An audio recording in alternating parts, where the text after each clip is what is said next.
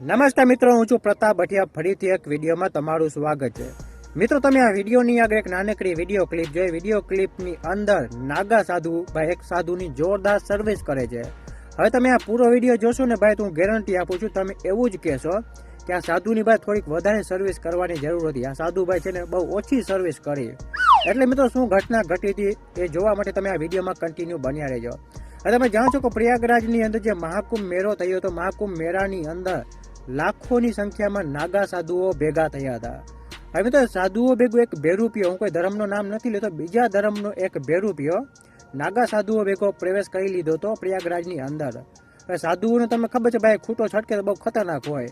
હવે નાગા સાધુઓને ખબર પડે છે કે આ વ્યક્તિ હિન્દુ નથી, ના નાગા સાધુ પણ નથી, અને નાગા સાધુઓના ભેગો અહીંયા પ્રયાગરાજની અંદર આવી ગયો છે. પછી ભાઈ નાગા સાધુઓ ચીપિયા વડે, લાકડી વડે આ ભાઈની જોરદાર ધોલાઈ કરી નાખે, જોરદાર સર્વિસ કરે છે.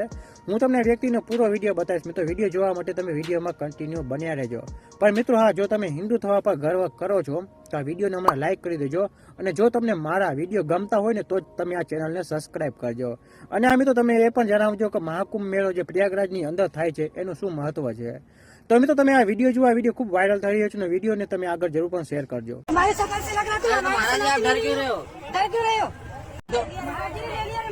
पकड़ दिया क्या पकड़ लिया? ये देखिए बहुत ही सुंदर महाराज जी, बहुत सुंदर महाराज जी, बहुत अच्छा महाराज जी, यही होना चाहिए इनके साथ, ये होना चाहिए सनातन धर्म के साथ. ये है महाराज बहुत सुंदर. प्रणाम करें, भाग जा. इस बात का बाबा शर्म नहीं आती तुम लोगों को?